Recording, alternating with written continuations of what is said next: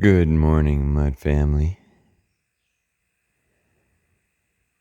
One of the aspects of Frank Lloyd Wright's work that has aged well is his mastery of the reveal. How you'll go through a front door that a lot of people have to stoop down to even get into. And from there, you'll be in this little foyer that isn't much taller. It's kind of cramped, actually.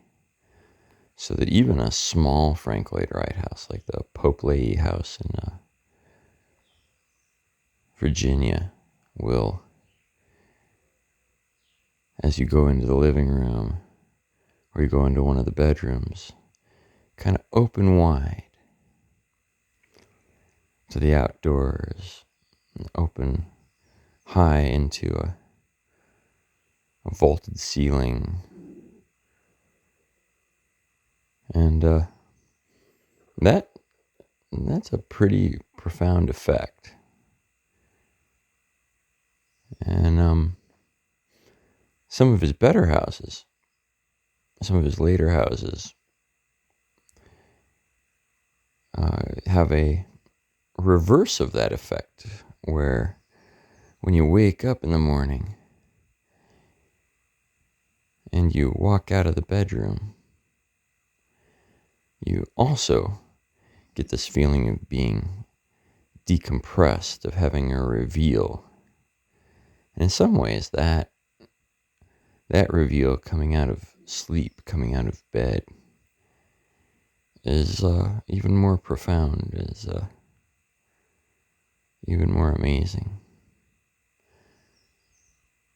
So that's kind of a preamble to sharing with you where I woke up this morning in the creek dome of the Golden Cup Wilderness outside Ukiah, California.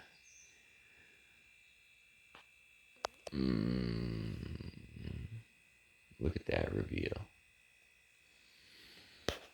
Probably ought to spiral that properly here.